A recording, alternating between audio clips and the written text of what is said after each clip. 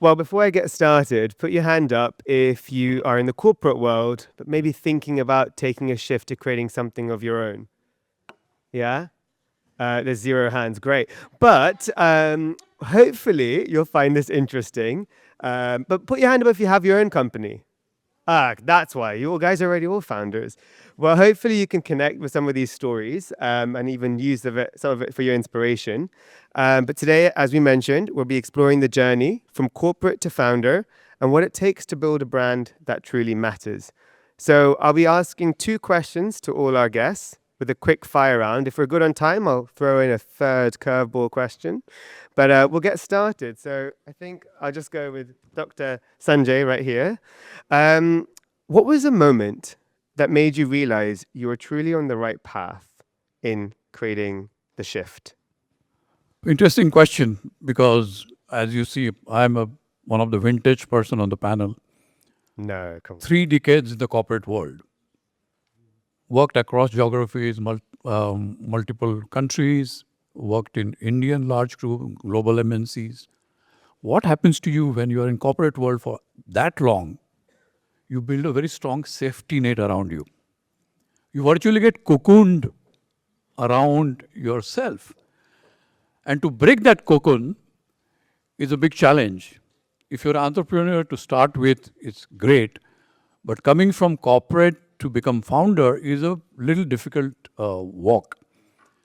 But I had this entrepreneurial, if I may say, desire when I was working in the corporates. And what do I mean by entrepreneurial desire or entrepreneurial mindset? It's basically innate ability to find opportunities, creating solutions that can resolve tomorrow's problem, and walking that uncharted path. So for me, walking that uncharted path was a thrill that I wanted to get tasted, and that's how I came on this side. Fortunately, I was able to build a brand, because as all of us know, brand is something which should address the unmet need of customer, then only your brand succeeds. In my case, I could identify, I come from human resources background. One of the unmet need that I identified was bundling of HR services instead of a specialized HR services. And that really became a quite good mantra for me.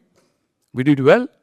And the success of that was within 3 years, I had 100% buyout from a large MNC global company. So that's how the journey began. That's amazing. Well, we'll come back to you, but that's an amazing story. And thank you. Round of applause for that.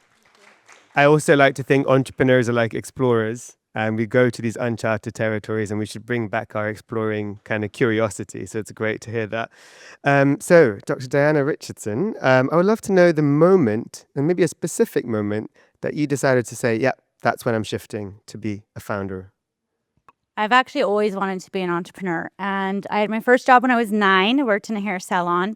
And I come from a family who some are full on into corporate and climb that corporate ladder and really thrive in it. And others have gone down the entrepreneurial journey. And I started my first company when I was a teenager, that kind of whole mail order selling makeup, beauty and well-being industry.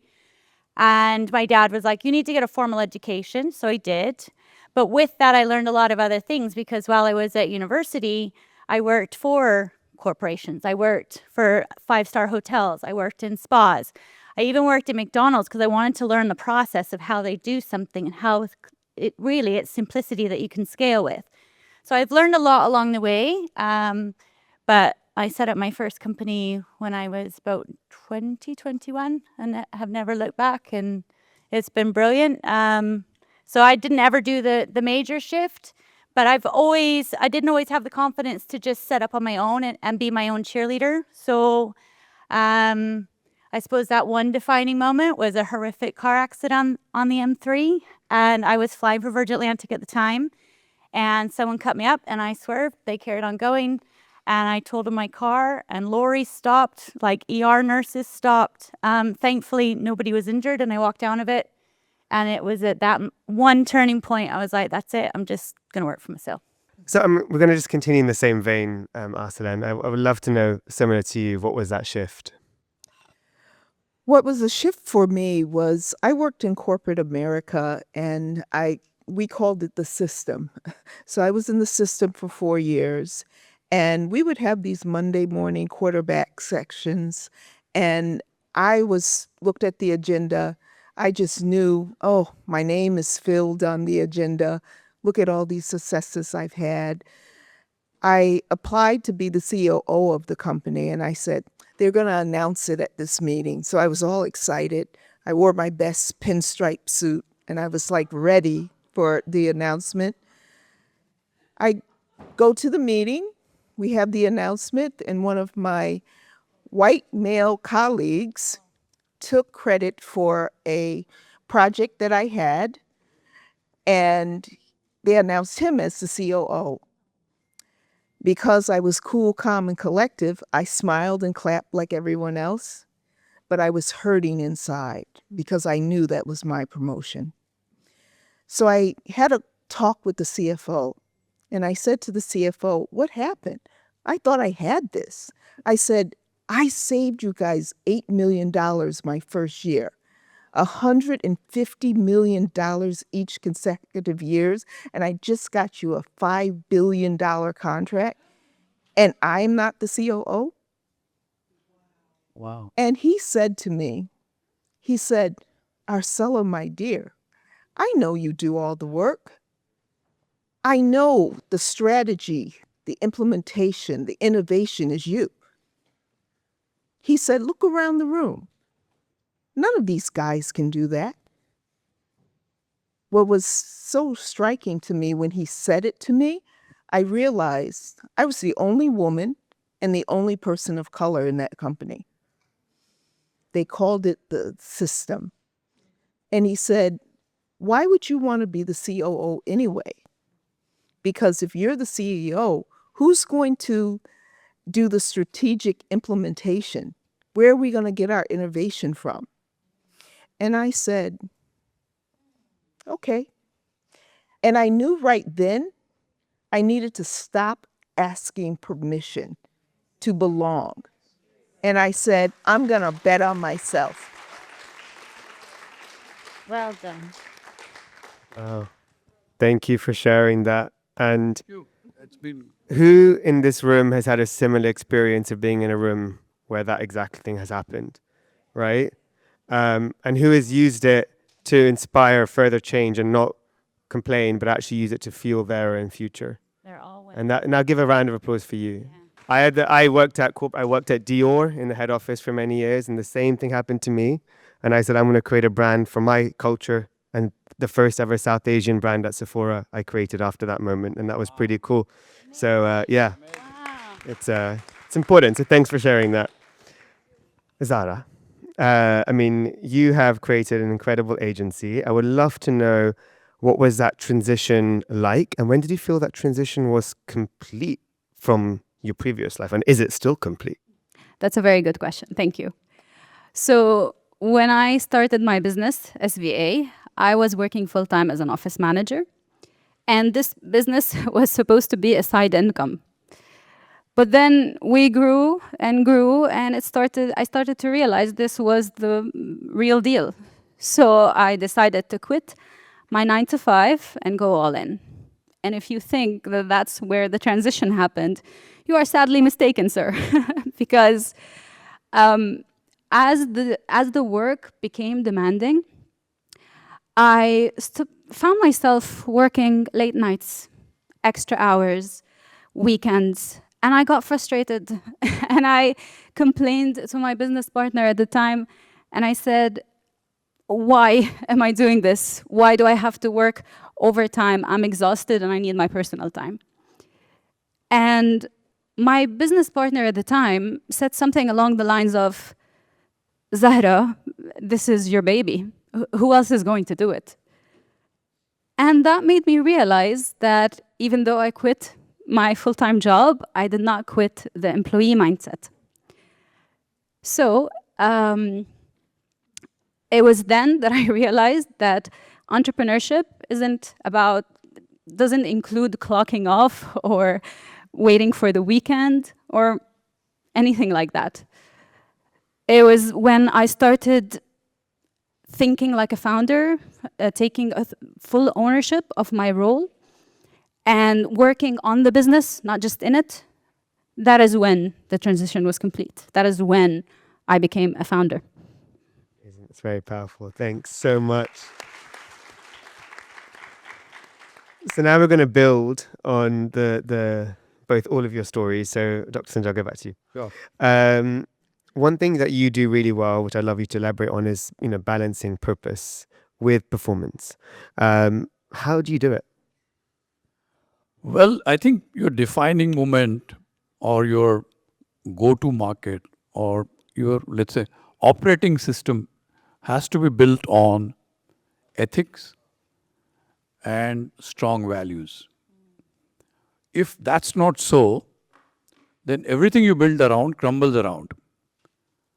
And you've seen the world today. The world needs healing today.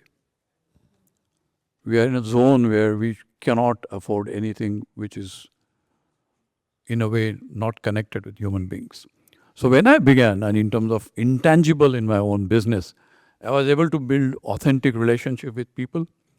I was able to build strong customer connect and get the value driven to the customer through purpose of my life, which is serving humanity at large. I personally believe that your personal network is your net worth. How do you nurture your good network? Because you can't nurture a good network if you're not if you do not have good human values. People see through you. Yeah.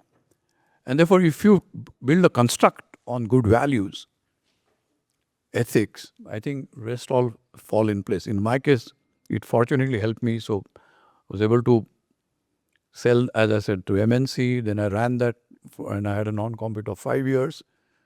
Then offloaded. Then I got into my third venture. That gave me an opportunity to become angel investor. So I'm now investing in startups. One of my early startup was ultimately bought by one of the big fours. And now I have a fintech invested company and I run my HR business. But having said so, to me, since I come from India, I firmly believe that if, as a leader, if you follow, and I've been talking about leadership since morning,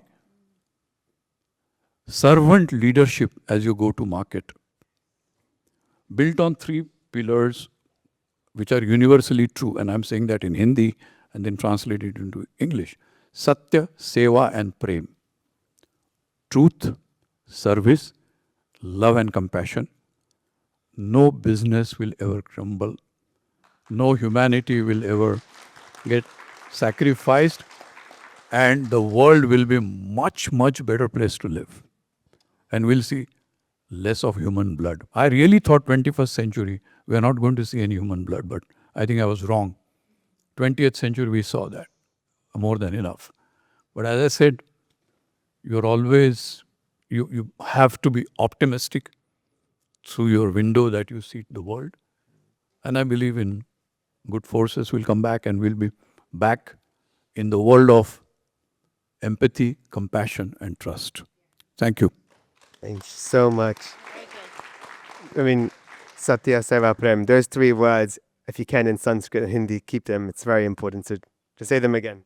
Satya, Seva, and Prem. Remember those 3 words, guys. The truth, service, love, and compassion. Amazing. Period. Thank you. Dr. Diana, we're all talking about here building brands that truly matters. And, you've started with 21 years old, you're mentioning. So I think this question is really pertinent to you. What does that really mean from a leadership perspective that you've learned over years of leading, your work? I think ultimately the brand is a mirror of what the leadership style is. If you're empowering your team, they'll empower the clients. You're empowering your clients. You're creating autonomy. So no matter what brand you're building, it's building that culture, and the culture comes down from the CEO, the leadership, C-suite, and it builds in to the company culture. It builds character. It builds integrity, the mission statement, the values. And like you say, leading with the heart, working in the beauty and well-being industry, it's all about making people feel better about themselves. And how do you do that for you? I haven't asked this question to you, but how do you make sure you keep care of your well-being, being a leader? Well, that's been a big lesson I've learned over the years. I've been 90-hour weeks, working on my own business, drilling myself into the ground, showing up for myself empty. And I think it really hit home when I had my first son, because I had nothing left to give to the family. I'd given to my clients all day. I'd given to everybody else. And then I try and give the dregs that I have left to the family. And then I got absolutely zero and I'd crash. So I actually learned to prioritize time, and I was able to work smarter, and I was able to work less hours. I was able to, 10xing over the years. It's grown and multiplied exponentially. But that's all by being strict with my time. It's all being strict with the calendar, going, right, this is this. And even now in leadership, I say it to the team. You need your action plan. You need your accountability, your cadence, your time. You need your time to work on your personal goals. You need your time to work on the professional goals. This is what we want to achieve this week for the business. So all of that, by allowing time, you also allow time for yourself. Time to take care of yourself. Go out in nature, exercise, eat right, sleep. Amazing. Thanks for sharing that. Arsella, I'm thinking a lot of people probably want to know too. I think they're big fans of you. What's your day-to-day like? I want to know I want to join you one day at work too, but just let me know, what's your day-to-day? Well, my day to day is, I always think of how I came into leadership. And I always remember, I don't want to be that person to not see my employees, not see my colleagues. I always say I lead by the motto of, you work with me, not for me. Because when someone works for you, they are not appreciating the work. So people I work with have to be just as involved in the work. And what it means to me is having a family that works with you. I like what you said, and I have to talk to you later because I can't get, I have way too many hours I spend. I think I take on, because of what happened to me, I take on everyone's problems and I internalize them. So for me, it's a little bit different because I don't want anyone to ever be in the same situation that I was in. I tell each and every one of my employees, you have to show up. I show up, you show up. Let's get this done together. We are a team. And I see you, I hear you. And if you want to go on your own, I am going to be the first person to give you that first seed money. Amazing. Round of applause. And now we'll do last question to Zahra. From an agency lens, how do you show up with leadership, both to your team, your clients? Talk us through that. All right. First of all, everything you're saying is so relatable. It's unbelievable. And I love what you're saying. All right. So when, excuse me. So I think building a brand that matters, it starts with hiring people that give a damn. Excuse my French. And this is not a slogan. It's what I've learned practically from my experience at Sbeih. When we were growing rapidly, we needed to hire ASAP. So at the time, anyone that was capable, was available, we hired them, okay? And over time, it was fine. But I saw some incohesiveness. There wasn't any cohesiveness within the team. Some team members had different values. And it was fine. The brand was fine. But do you really want a brand that's only fine? We wanted to be better. So my partner and I, we assessed our hiring process. And we set our values. And we decided to be very selective. So we hired based on attitude, on values. We wanted our image to be reflected within our team. And that transition was amazing for us. I have an incredible team that I'm so grateful for. It started showing up in their interaction with our clients. It was showing up in the pride that they had within their work.